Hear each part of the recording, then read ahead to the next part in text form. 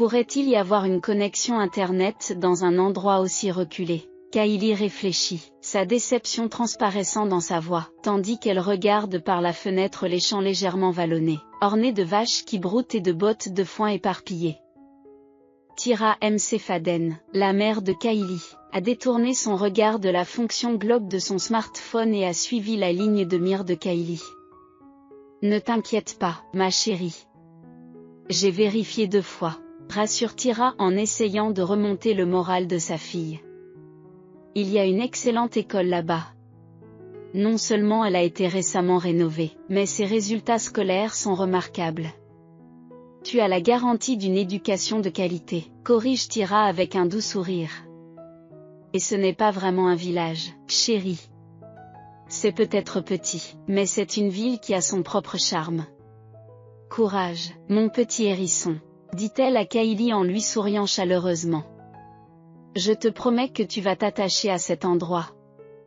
Kylie, foncièrement compatissante, réussit à rendre un sourire à sa mère, comprenant les inquiétudes qu'elle partageait à propos de ce changement inattendu. Elle reconnaît l'anxiété de sa mère face à ce changement brutal. Cependant, laisser derrière elle des amis chers, des camarades de classe bien-aimés et une vie citadine animée pour déménager dans une petite ville isolée semblait être une pilule amère à avaler pour Kylie. À la surprise de Kylie, la réalité de la ville ne correspondait pas à ses sombres attentes. Cette révélation s'est avérée délicieuse. Pinet, bien que de taille modeste, dispose de tous les équipements nécessaires à une vie confortable. La future maison des Mcfadden était charmante et confortable, parfaitement adaptée pour eux deux. Kylie choisit rapidement sa propre chambre, son humeur s'améliorant légèrement. Elle était habituée à partager une chambre et souvent un lit avec sa mère. Maintenant, avoir son propre espace personnel lui semblait être une petite amélioration, mais qui avait du sens. Tyra éprouve un sentiment de satisfaction à l'égard de sa fille. Elle s'est engagée à offrir à Kylie tout ce qui lui a manqué au cours de sa propre éducation. Après tout, Tyra a grandi dans un environnement de pénurie.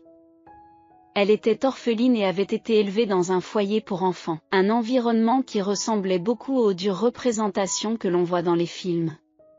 Ses premières années ont été marquées par de maigres repas, des éducateurs sévères et des camarades qui s'affrontent. Petite et inhabituellement calme, Tyra était souvent négligée par les parents adoptifs potentiels qui venaient à la recherche d'un enfant. Elle n'entrait pas dans le moule de l'enfant qui affiche un sourire charmant ou une affection manifeste à l'égard des étrangers qui, selon elle, choisissaient un enfant comme on choisit un chiot dans une portée. En conséquence, elle a vu ses camarades et d'autres enfants, plus jeunes ou plus âgés, quitter le refuge avec leur nouvelle famille, tandis qu'elle restait sur place. Tyra n'a jamais connu ses parents biologiques ni l'expérience d'un foyer aimant. Néanmoins, elle croyait fermement que la maternité devait être caractérisée par la chaleur, l'empathie, la gentillesse et la générosité. Ces qualités étaient incarnées par une personne à l'orphelinat, Madame Maria Dizon. Madame Dizon était la concierge du foyer pour enfants. Son amour profond pour les enfants et sa compassion pour leur situation difficile étaient évidents dans ses actions. Elle trouvait de la joie dans son travail, malgré les difficultés, parce qu'il lui permettait d'interagir avec les enfants. Cet amour pour les enfants l'a probablement poussée à rester à l'orphelinat pendant des années. Tyra, une enfant réservée et sombre qui portait souvent les marques du rejet sur son visage, a attiré l'attention de Madame Dizon. Madame Dizon a pris l'initiative d'accorder une attention toute particulière à la jeune Tyra. Elle engageait la conversation avec Tyra, quitte à poser ses propres questions et à y répondre, compte tenu de la réticence initiale de Tyra à parler et de sa tendance à éviter le contact visuel. Un jour, un petit incident significatif a réchauffé le cœur de Madame Dizon. Il ne s'agissait pas d'une avancée dans la communication avec Tyra, mais de quelque chose d'encore plus touchant. Après avoir passé la serpillière dans le couloir, Madame Dizon s'est tournée vers son aspirateur pour le récupérer, mais elle a constaté qu'il n'était pas à sa place habituelle. Perplexe, Elle revient sur ses pas, se demandant si elle ne l'a pas laissé dans une pièce, et découvre Tira en train de dérouler le cordon, prête à le brancher. À l'insu de Madame Dizon, Tira l'avait regardé utiliser l'aspirateur et avait décidé de l'aider. Madame Dizon observa dans l'ombre Tira mettre l'aspirateur en marche et commencer à nettoyer la moquette du bureau. La chaleur remplit le cœur de Mrs. Dizon et un sourire satisfait se dessine sur ses lèvres. Cet acte d'assistance volontaire de la part de Tira était une récompense en soi. En peu de temps, Tira a trouvé sa voie auprès de Madame Dizon. Elle devint la compagne de la concierge, l'aidant dans ses tâches tout en la bombardant de questions auxquelles Madame Dizon répondait toujours avec patience. Un jour, Tira a posé une question personnelle à Madame Dizon. « Avez-vous une famille ?» Prise au dépourvu par la question, Madame Dizon s'est arrêtée, l'air surpris, avant de s'adoucir et de sourire chaleureusement en regardant Tira. Après un moment de réflexion, elle répondit, « En effet, j'en ai une. Toi, ma chère, et tous ces enfants, vous êtes ma merveilleuse et douce famille. » Tira rougit à ces mots, un sourire ravi s'affichant sur son visage. Tira s'accroche à ces paroles réconfortantes, considérant Madame Dizon comme un modèle à suivre. Au fond d'elle-même, elle souhaitait que Madame Dizon l'adopte officiellement, qu'elle soit sa mère, et pas seulement en esprit. Pourtant, Tira n'a jamais trouvé le courage d'exprimer ce désir.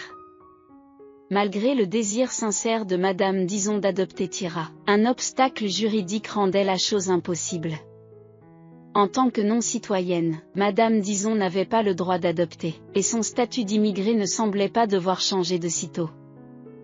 Le temps a passé et Tira s'est épanouie dans les mêmes circonstances difficiles. Influencée par l'attitude inébranlable de Mrs.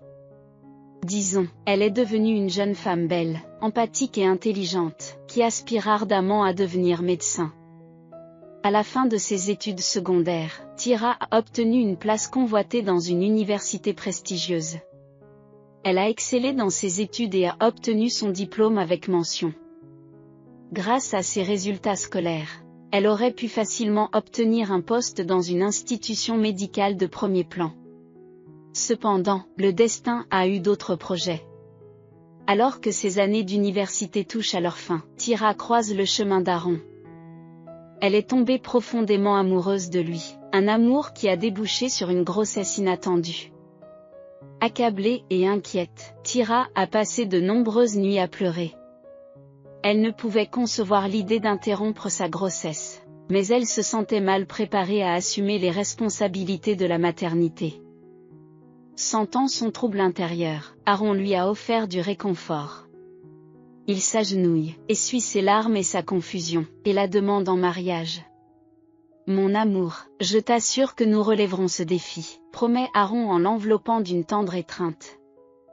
Cependant, sa promesse a été tragiquement brisée lorsqu'il a perdu la vie dans un accident dévastateur 6 mois plus tard.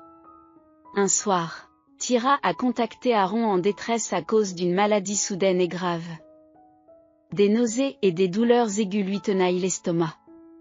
Aaron s'est engagé à se précipiter à ses côtés, tandis que Tira a décidé qu'elle appellerait un médecin si son état s'aggravait. Heureusement, son état de santé s'est amélioré, mais Aaron n'est jamais arrivé.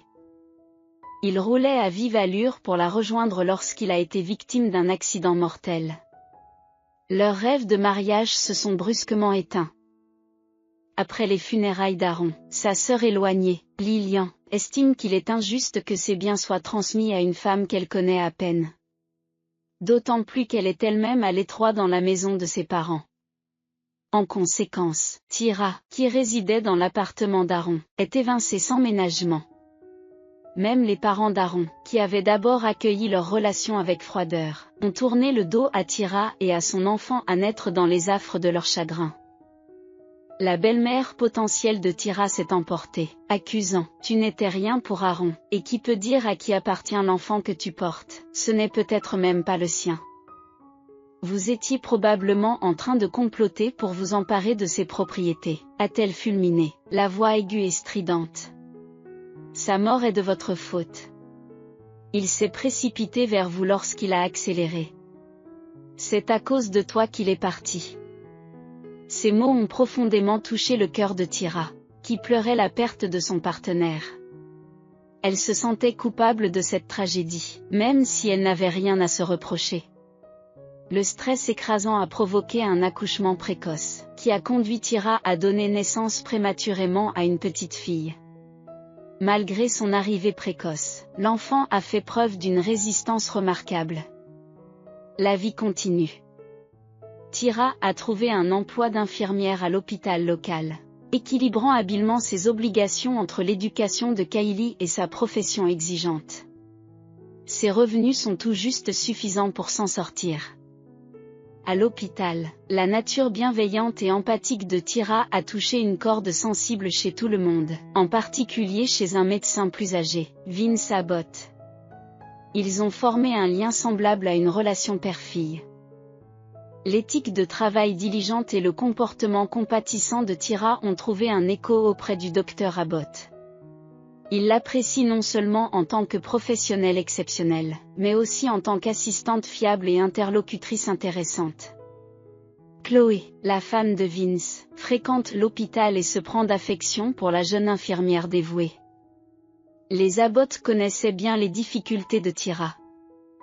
Malgré ses offres d'aide, Tira a toujours refusé, se sentant trop gênée pour accepter de l'aide.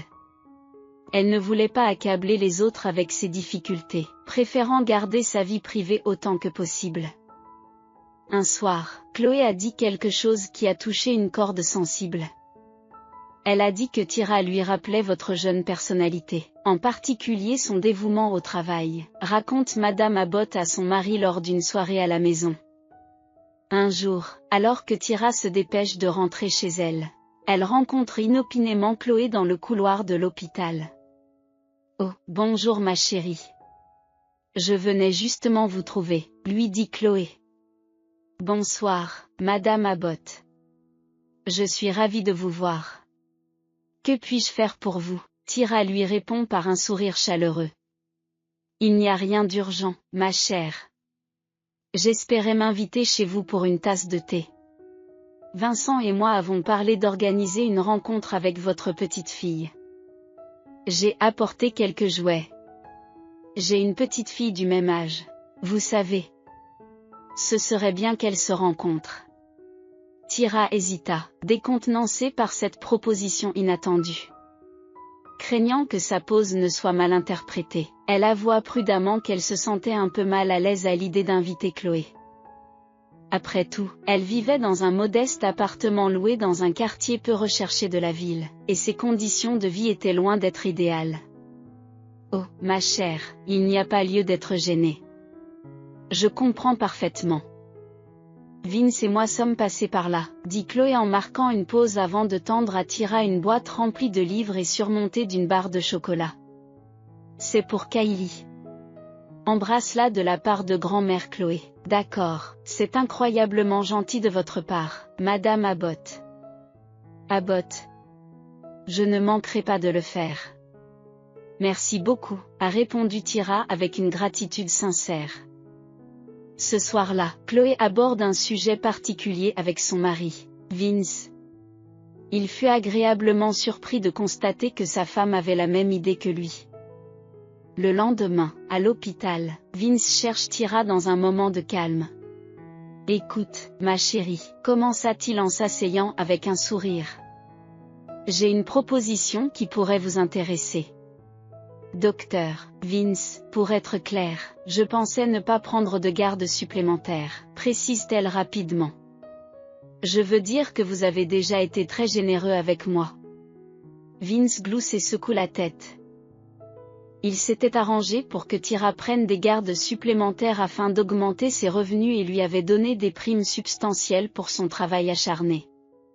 Non, Tira, il ne s'agit pas du tout de garde.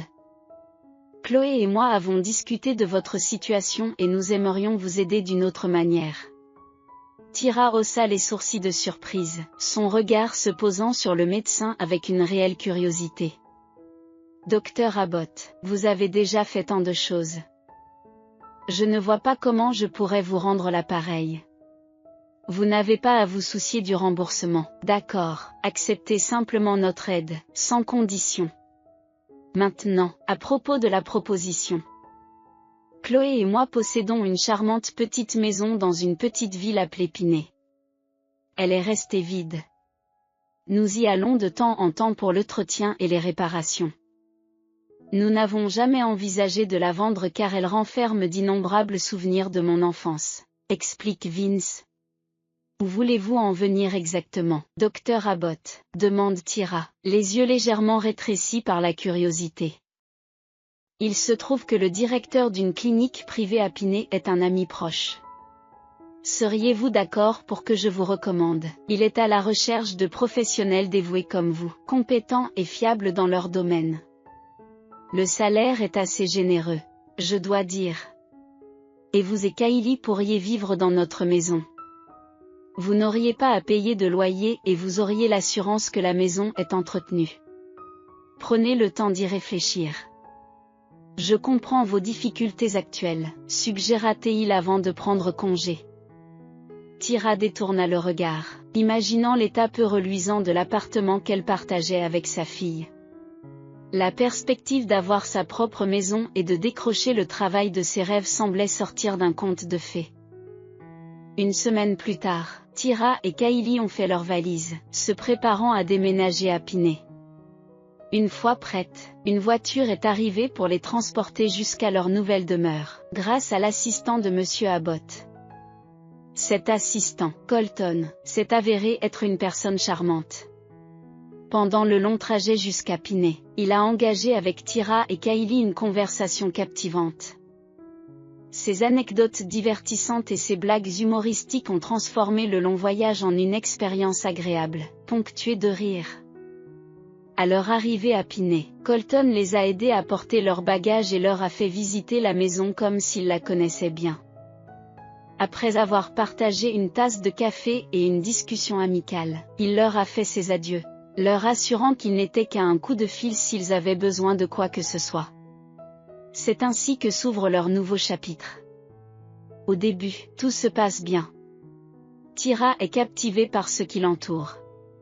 Le ciel paraissait plus bleu, le soleil plus brillant, et l'air était d'une douceur qui l'incitait à respirer profondément chaque fois qu'elle mettait le pied dehors. Son travail s'est également amélioré, grâce au soutien de l'équipe et aux préoccupations médicales habituelles qui l'ont maintenue occupée. Cependant, il n'a pas fallu attendre longtemps pour que de nouveaux défis se présentent, et cette fois-ci, ils ont surgi d'une source inattendue, l'école de Kylie. La première journée de Kylie dans cette école qu'elle ne connaît pas est un mélange de nervosité et d'excitation. Tandis que sa mère s'occupait habilement de sa tresse française, Kylie se tortillait sur son siège, s'efforçant de contenir son malaise. À leur arrivée dans le grand bâtiment de l'école, ses joues rougissent de chaleur et ses paumes deviennent moites, ce qui l'incite à les essuyer à plusieurs reprises contre sa jupe.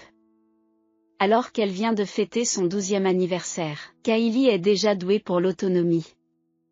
Elle fait ses devoirs et range ses affaires de manière autonome, ce qui témoigne de son caractère consciencieux et agréable.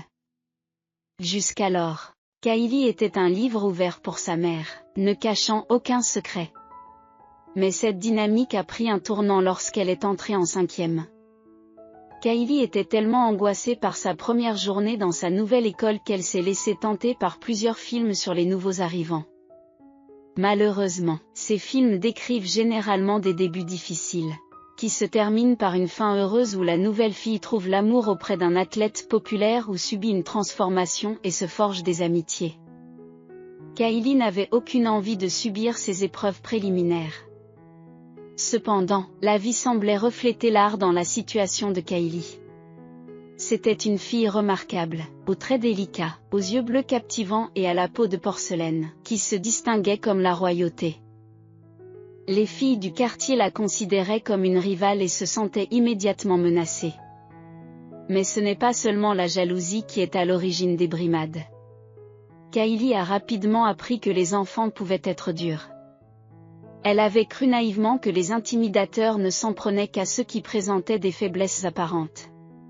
Malheureusement, Kylie est elle-même devenue une victime, marquée en tant qu'étrangère de la ville et en avance sur le plan scolaire. Lors de son premier cours de littérature, le professeur s'enquiert des sujets abordés dans leur ancienne école. Kylie se lève, le visage rougi sous le regard de ses camarades de classe, et commence à s'expliquer. Il s'est avéré que le programme scolaire précédent était nettement plus avancé que le programme actuel. Sans le vouloir, Kylie a commis une maladresse en exprimant cette observation, qui a été mal reçue par les élèves du quartier. À cet instant, Kate, une fille placée derrière Kylie et qui enviait déjà la beauté et l'intelligence de la nouvelle fille, marmonna sous son souffle. « Donc tu dis que nous sommes inintelligents et à la traîne ?» Elle roula des yeux dédaigneux. « Il est clair que notre rythme n'est pas à la hauteur de vos exigences. Nous avons de la chance. » Le professeur, inconscient des tensions sous-jacentes, a répondu par un sourire, jetant involontairement de l'huile sur le feu. Nous avons la chance d'avoir une élève aussi brillante et séduisante. Prenez-la comme exemple, les enfants, et surtout vous, Drew. La classe s'esclaffe et jette un coup d'œil vers un garçon nommé Drew, au dernier rang. L'expression de Drew s'assombrit immédiatement et il lança un regard plein de ressentiment au nouveau venu aux cheveux dorés. À partir de ce moment, Drew Higgins nourrit une aversion véhémente à l'égard de Kylie.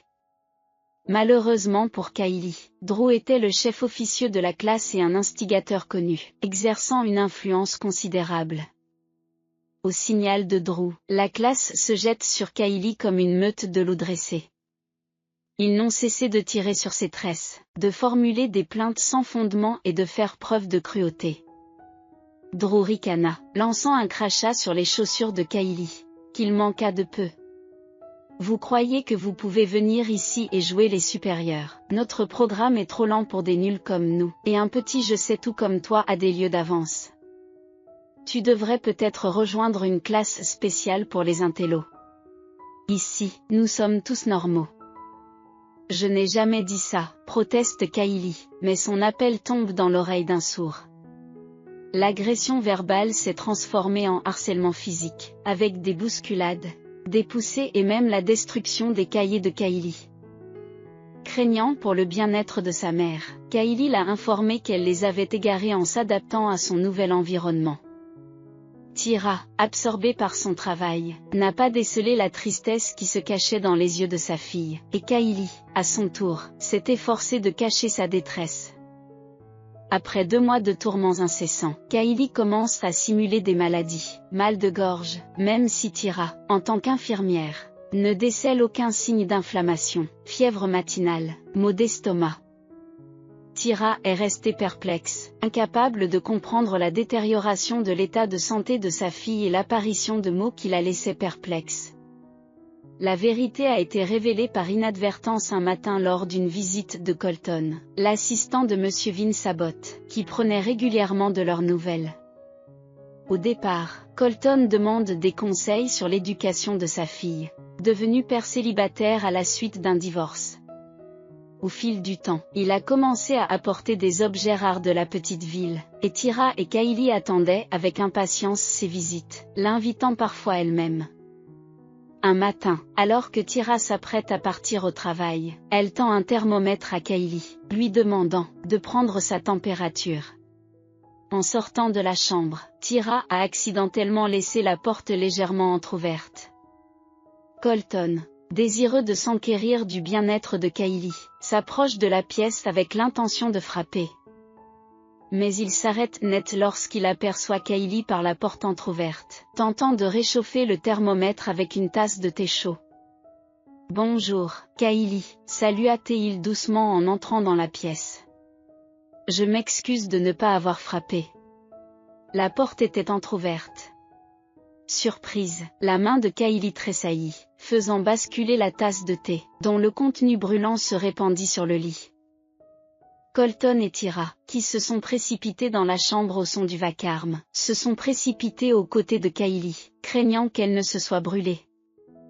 Après s'être assurés de sa sécurité, ils se sont assis à côté d'elle et, après avoir échangé un regard significatif entre Colton et Tira, Colton a doucement posé une question à Kylie. Pourquoi as-tu menti? Kylie, n'aie pas peur. Nous te promettons que tu n'auras pas d'ennui. Au début, Kylie est restée silencieuse, les lèvres serrées l'une contre l'autre.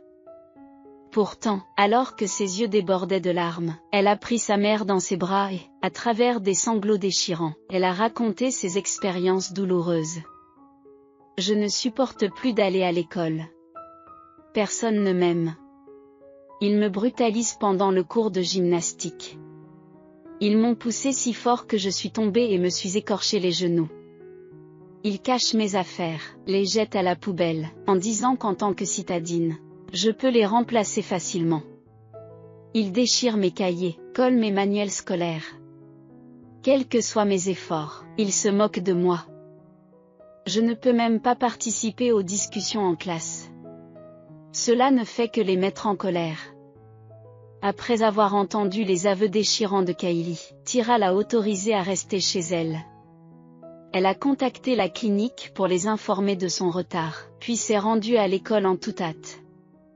Bien que Colton lui ait proposé de l'accompagner, elle a décliné son offre, préférant affronter la situation seule. Le directeur de l'école étant absent ce jour-là, Tyra a été reçue par un conseiller scolaire. Après avoir écouté les préoccupations de Tyra, la conseillère d'âge moyen, s'arrêtant de temps en temps pour grignoter ses biscuits, a pris sur elle de se plonger dans les subtilités de l'adolescence. Leur fille traverse une phase difficile, a-t-elle commencé? Elle explore de nouveaux centres d'intérêt, tente de nouer de nouvelles amitiés, découvre son sentiment d'appartenance, et peut-être même les premiers stades d'une relation amoureuse. Je pense qu'elle interprète peut-être la conduite de ses camarades de classe avec une sensibilité inhabituellement élevée, a-t-elle déduit avec désinvolture. Je ne manquerai pas d'aborder cette question avec les élèves, a-t-elle poursuivi. Cependant, Kylie doit trouver sa propre voie dans le tissu social de l'école. C'est un aspect essentiel de la maturation, n'est-ce pas? Tyra maintient sa position inébranlable. Mon souhait est qu'elle vive une enfance joyeuse, a-t-elle affirmé. Elle ne devrait pas avoir à endurer les plaisanteries désobligeantes de ses camarades simplement en raison de ses excellents résultats scolaires. La vie à Piney commence également à présenter son lot de défis pour Tyra. Jeune femme célibataire et séduisante, elle ne s'intéressait guère à la scène sociale locale ni aux hommes qui la peuplaient. Néanmoins, les femmes de la ville ont rapidement commencé à la percevoir comme une menace. Dans une ville aussi soudée que Piney, où tout le monde se connaît, les moindres incidents deviennent rapidement l'objet de commérages, décrit Tyra, la citadine qui a déménagé dans la campagne. Les rumeurs vont bon train.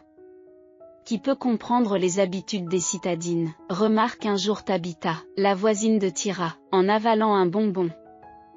Elle est probablement ici pour trouver un père à son enfant. Elle a mis au monde un enfant qui vient de Dieu sait où, et maintenant elle se promène en talons hauts en souriant à tout le monde. Comme on pouvait s'y attendre, ces bavardages désinvoltes et ces rumeurs se sont répercutés sur les enfants, exacerbant la détresse de Kylie. Ta mère flirte beaucoup, chuchote-t-il. Elle porte des jupes courtes au travail et ne s'occupe que des patients masculins. Ses camarades ont commencé à la taquiner. Kylie, d'ordinaire douce et réservée, se retrouve incapable de réprimer la fureur qu'elle a accumulée. Pour la première fois, elle est mêlée à une bagarre. Les instigateurs n'ont pas apprécié sa résistance, mais celle-ci les a propulsés vers une nouvelle farce, encore plus malveillante. Lors du cours suivant, Vicky a secrètement placé du chewing-gum dans les cheveux de Kylie. Heureusement, Kylie l'a rapidement détecté et a réussi à éliminer la masse rose collante. Cependant, cet incident a fait naître une idée cruelle dans l'esprit de Drew. À la fin de la journée d'école, Joe et ses complices ont coincé Kylie et ont commencé à saturer ses cheveux de colle. Lorsque Tyra rentre chez elle, elle est confrontée à un spectacle désolant. Kylie était dans la salle de bain, en train de sangloter. Ses beaux et longs cheveux, qu'elle avait tenté de nettoyer avec du shampoing, étaient noués et emmêlés. Le côté droit de sa tête était recouvert de colle, presque jusqu'aux racines. Tira a réconforté sa fille désemparée et l'a emmenée dans un salon de coiffure. La coiffeuse, une femme compatissante, comprend immédiatement la situation. Elle a regardé Kylie les yeux pleins de larmes et lui a offert un sourire de consolation. « Je vais te faire une coupe de cheveux stylée qui fera des envieux, promet-elle. » Kylie émet un léger reniflement et détourne son regard de son reflet dans le miroir. Elle voulait éviter de susciter l'envie, car elle savait que cela risquait d'aggraver la situation. La styliste ne l'a pas déçue. Elle a conservé la longueur des cheveux de Kylie d'un côté, tout en coupant l'autre côté au plus près du cuir chevelu. Cependant, en voyant son apparence transformée, Kylie a eu un sursaut. La coupe de cheveux spectaculaire l'a surprise. « Maman, j'ai l'air d'une rockstar », s'esclaffe Kylie. Tira, dont les yeux débordaient de larmes retenues, a hoché la tête en signe d'approbation. « Absolument, ma chérie. Tu es étonnante. Ce nouveau style te va à merveille. » Elle déposa un baiser sur la main de sa fille. « Tes cheveux repousseront. » Ce soir-là, après avoir souhaité bonne nuit à Kylie, Tira se retira dans sa propre chambre et céda enfin à ses larmes. Elle tendit la main à la seule personne avec laquelle elle pouvait partager ses pensées les plus intimes, la personne à qui elle se sentait à l'aise pour exposer sa vulnérabilité, Colton. Pourquoi, oh pourquoi, les gens sont-ils si peu aimables avec nous ici? Que avons-nous fait pour mériter ce traitement? Se lamente Tira au téléphone, la voix empreinte d'émotion. Colton, à l'autre bout du fil, lui fait part de son inquiétude et de son soutien. Il est actuellement en déplacement pour son travail, mais il l'assure de son retour rapide. Il l'a mise en garde contre toute décision impulsive. Cependant, avant qu'il ne puisse être à ses côtés, Tira est retournée à l'école le lendemain. Cette fois, elle était déterminée à rencontrer le directeur, même si cela signifiait une heure d'attente dans son bureau. Lorsque l'homme est enfin sorti et qu'il a été mis au courant de ses griefs, sa réponse a été nonchalante. « Vous devez reconnaître que votre fille a besoin d'une éducation de qualité. Vous devez reconnaître que votre fille a besoin d'acquérir des compétences sociales, » a-t-il déclaré. Vous ne pouvez pas la guider perpétuellement dans la vie. Elle ne s'entendra pas avec tous les professeurs à l'université ou avec tous les superviseurs sur son futur lieu de travail. C'est une réalité que vous devez reconnaître et accepter. Mais il ne s'agit pas simplement d'une légère antipathie, s'indigne Tira. Il la tourmente. Ils ont délibérément versé de la colle dans ses cheveux, ici même, dans votre école. Le directeur se tortille sur son siège, visiblement mal à l'aise. Je suis désolé d'apprendre cela, mais les enfants peuvent être brutaux dans leur jeu. Il se peut qu'il n'ait pas compris les répercussions, se défendit-il. Vous estimez vraiment que cette réaction est appropriée, étant donné votre rôle de directeur? La colère de Tara s'enflamme encore plus. Témoin de sa réaction, le directeur opta pour une stratégie défensive. Son ton est devenu rigide. Ne grossissez pas les choses de manière disproportionnée, conseilla-t-il avec dédain. Je suppose que les rumeurs à votre sujet sont exactes. Comme vous venez de la grande ville, vous semblez vous attendre à ce que tout le monde se plie en quatre pour vous. Laissez-moi vous dire que nous n'avons guère de patience pour les individus mélodramatiques et irrationnels. Tira a été déconcertée par ces paroles. Ses yeux se posèrent sur un tube de colle posé sur le bureau du directeur. D'instinct, elle le saisit avant qu'il ne puisse réagir et en vida le contenu sur sa tête. « Qu'est-ce que tu fais, espèce de femme scandaleuse » s'exclame-t-il en se levant de sa chaise. « J'ai été élevé par des éducateurs comme vous » rétorque Tira. D'ailleurs, il semble que les hystériques aient droit à de telles libertés, n'est-ce pas? Comment vous sentez-vous maintenant? Je trouve cela plutôt amusant. Elle jeta le tube vide sur son bureau et ajouta. La substance dans vos cheveux est de la colle ordinaire. Un peu d'eau ou d'alcool, au pire, devrait la dissoudre. Ma fille n'a pas eu cette chance. Un face-à-face tendu s'engage, l'atmosphère est saturée de tension. La mère et le directeur se sont regardés dans les yeux, aucun des deux ne voulant faire marche arrière. À ce moment-là, la brute de la cour de récréation, principale instigatrice des tourments de Kylie, a fait irruption dans le bureau sans prendre la peine de frapper. Tyra le reconnut immédiatement. C'était le même garçon qu'elle avait surpris en train de fumer une substance illicite au coin de la rue. Avant qu'elle n'ait pu prononcer un mot, le directeur aux cheveux courts sortit de sa rêverie, passant du statut d'administrateur pédagogique posé à celui de cracheur d'insultes et de menaces à l'encontre de Tyra. Comprenant qu'il était inutile de raisonner avec un tel individu, Tyra déclara en sortant du bureau, et ne croyez pas que cela marque la fin de l'histoire. Sa diatribe suraiguë résonne derrière elle alors qu'elle s'en va. Le reste de la journée de Tyra fut plongé dans la morosité. Il semblait de plus en plus probable qu'elle doive retourner en ville. Déterminée à protéger sa fille de cet environnement, elle réfléchit à la valeur d'une école où les éducateurs, y compris le directeur, font preuve d'un tel manque de discipline. Ses pensées contemplatives furent interrompues par un léger coup sur la porte de la clinique. À l'entrée se tenait une voiture familière de couleur sombre, accompagnée d'une grande silhouette tenant un bouquet de fleurs. Une vague de joie l'envahit et elle se précipita vers Colton. De toute évidence, leur relation avait dépassé le stade de la simple amitié pour devenir quelque chose de plus profond. Sur le chemin du retour, Tyra raconte les événements de sa journée tumultueuse. Colton trouve la scène du bureau du principal particulièrement amusante. C'est vrai que ça a l'air plutôt comique, admet-il avec un petit rire. Cependant, il semble que j'ai effectivement perturbé notre existence tranquille à Piney et potentiellement mis en péril l'éducation de Kylie. Mais je ne peux pas non plus supporter l'idée de la laisser dans cet environnement.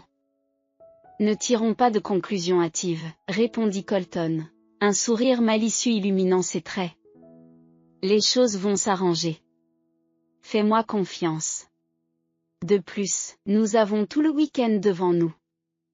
Tyra lui jeta un regard interrogateur, mais il n'avait manifestement pas l'intention de dévoiler ses plans.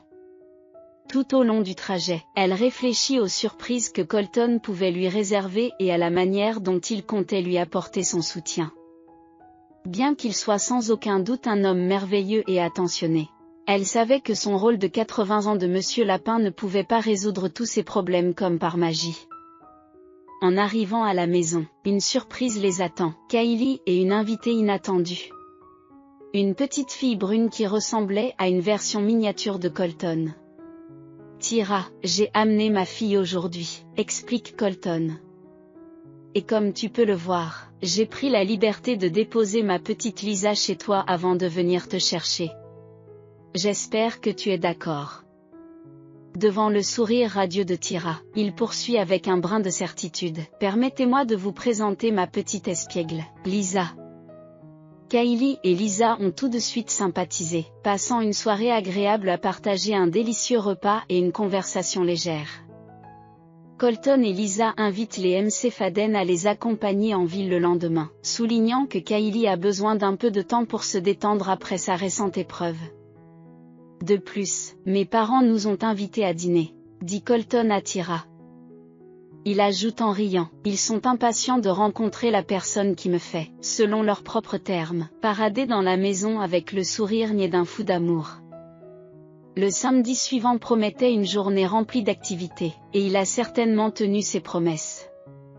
Après une journée revigorante de shopping, de visionnage de films, de promenades dans les parcs et de visites de musées, le groupe arriva enfin à un imposant manoir pittoresque. À l'entrée, Tyra est déconcertée par le couple qui vient les accueillir. Dans un premier temps, elle pense que Colton a également invité la famille de son patron. Mais la chaleur de leur accueil la laissa pantoise. « Bonjour, Tyra. » Cela fait longtemps, salua l'ancien employeur de Tyra, son attention se portant sur la charmante jeune fille blonde qui se trouvait à ses côtés. Et qui peut bien être cette charmante jeune fille? Serait-ce la célèbre Kylie? Sans hésiter, Kylie tendit la main à l'homme d'une manière charmante et formelle.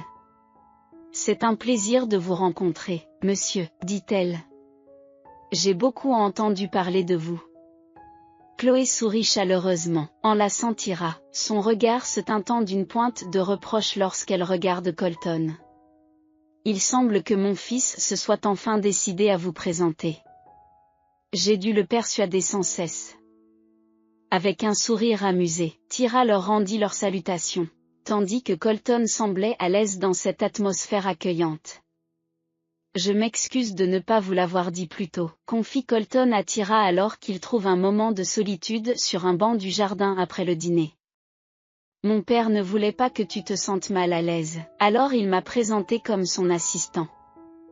Et par la suite, nous n'avons jamais réussi à trouver le bon moment pour révéler la vérité. Tyra sourit et appuya sa tête contre son épaule.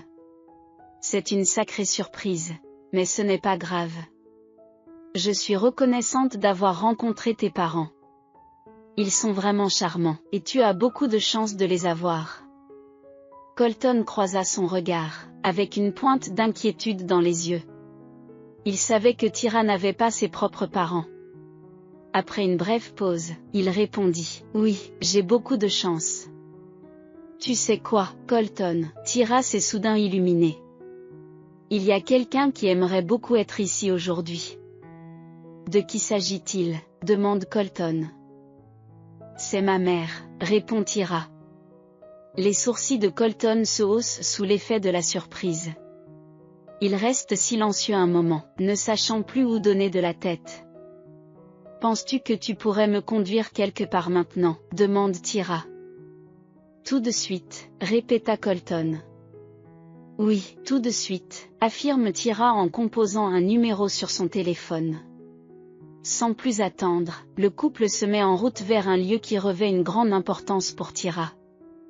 Après avoir frappé doucement, la porte s'ouvrit sur une femme âgée surprise. Bonjour, Madame Dizon, salue chaleureusement Tyra en déposant un doux baiser sur la joue de la femme. Je m'excuse pour l'heure tardive. J'étais trop excitée pour attendre le matin. Elle échange un regard complice avec Colton et lui présente Colton. Voici ma mère. Au mot de Tyra, le monde de Madame Dizon s'est illuminé, chassant le gris pour le remplacer par des couleurs vibrantes. C'était le moment qu'elle avait attendu toute sa vie. Submergée par l'émotion, elle a serré Tyra dans ses bras, les larmes coulant sur son visage. Au bout d'un moment, elle releva son regard pour croiser celui de Colton et lui offrit un sourire chaleureux. C'est un plaisir de vous rencontrer, jeune homme. Vous avez vraiment de la chance. Vous êtes la deuxième personne à me le dire aujourd'hui. Merci, répondit Colton avec sincérité. Le reste de la soirée s'écoula dans un flot de souvenirs joyeux, de larmes partagées et de rires. Ce fut un week-end extraordinaire dans la vie de Tyra, un week-end rempli d'un tel bonheur que le lundi qui approchait ne semblait plus aussi intimidant. Pourtant, la nouvelle semaine commence de manière inattendue pour Tyra. Le lendemain matin, Kylie se rendit à l'école avec le poids d'une éventuelle intimidation. Tyra ne peut s'empêcher de s'inquiéter pour le bien-être de sa fille. Cependant, les inquiétudes du médecin ont été brusquement mises de côté lorsqu'on a frappé à la porte de façon urgente. Le visage pâle d'une infirmière apparut dans l'embrasure de la porte. « Docteur, il y a un enfant dans un état critique. Il semble qu'il s'agisse d'une forme d'empoisonnement. » Tyra repoussa ses inquiétudes et se mit à l'œuvre. Sur la table d'examen gisait un garçon à demi conscient. Un examen plus approfondi révéla qu'il s'agissait de Drew Higgins, le visage blême. À ses côtés, une femme, qui semble être sa mère, est prise de panique. L'odeur persistante sur les vêtements du garçon indique que l'empoisonnement pourrait être lié à quelque chose qu'il a fumé. Sans se laisser déconcerter, le docteur MC Faden a immédiatement et habilement commencé à administrer un traitement à l'enfant. 30 minutes plus tard, Drew était installé dans un lit d'hôpital et dormait profondément. Sa vie n'était plus en suspens. Sa mère, en larmes mais soulagée, a abondamment remercié le docteur MC Faden. « Vous n'avez pas idée de ce que cela représente pour moi. Merci. » Avec un sourire rassurant, Tira a répondu, « Cela fait partie du travail. Il n'y a pas lieu de s'inquiéter. Il va s'en sortir, » rassure Tira, dont la voix est un baume apaisant. Elle ajouta doucement, « C'est peut-être un peu présomptueux de ma part, mais je suggérerais d'avoir une conversation sincère avec lui sur les dangers des substances inconnues et des compagnons peu fiables. Le plus tôt sera le mieux. » La femme acquiesça, comme si elle voulait en dire plus, mais Tira fut appelée pour s'occuper d'un autre patient. En peu de temps, la guérison de Drew a progressé de façon remarquable, ce qui lui a permis de retourner à l'école. Encouragé par ses parents, il a trouvé le courage de s'excuser publiquement auprès de Kylie devant toute la classe. Bien que Kylie ait pu être réticente au départ, sa nature indulgente et compatissante, héritée de sa mère, l'a poussée à oublier tout ressentiment à l'égard de ses camarades. Elle est convaincue que les défis sont porteurs d'épanouissement personnel. L'incident malheureux avec la colle a servi de catalyseur pour une nouvelle coiffure élégante, et les épreuves qu'elle a endurées se sont transformées en nouvelles amitiés. C'est ainsi qu'elle a pardonné à Drew et qu'elle a fait preuve de gentillesse à son égard. Peu à peu, le reste de la classe lui emboîte le pas, réalisant que Kylie est loin d'être le personnage présomptueux qu'ils avaient supposé être. En fait, elle était tout le contraire. Drew, animé par le désir de s'amender, cherche sincèrement à mieux comprendre Kylie. Il s'est tenu à ses côtés dans les moments difficiles, transformant involontairement son propre caractère sous l'influence positive de Kylie. Au fil du temps, leur relation s'est approfondie, passant de simples connaissances à des confidents proches. Pendant ce temps, Tira a également trouvé sa place au sein de cette communauté en pleine évolution. Les parents de Drew, profondément redevables aux médecins d'avoir sauvé la vie de leur fils, ont ouvertement exprimé leurs excuses pour le malaise que la famille McFadden avait éprouvé à cause des actions de leur fils. Afin de restaurer la réputation injustement ternie de Tira, ils ont mis à profit leur position influente au sein de la ville. Leur point de vue a trouvé un écho auprès de nombreux habitants, ce qui a entraîné une diminution progressive des ragots malveillants. La gentillesse authentique de Tira et son professionnalisme inébranlable ont joué un rôle essentiel dans l'apaisement des rumeurs préjudiciables. Ni Tira ni Kylie n'avaient l'intention de partir. Elles avaient découvert leur véritable foyer, leur famille d'élection au sein de cette communauté soudée. La ville bourdonnait d'excitation en prévision du mariage imminent de Tira et Colton, un événement qui revêtait une grande importance non seulement pour leurs parents, mais aussi pour leurs amis et leurs nouvelles sœurs. Enfin, Tira avait saisi sa part de bonheur. Car, dans la vie, les actions se répercutent comme un boomerang. Ce que vous projetez dans l'univers vous revient inévitablement. Les actes de bonté engendrent une bonté réciproque, contribuant ainsi au cycle de la positivité.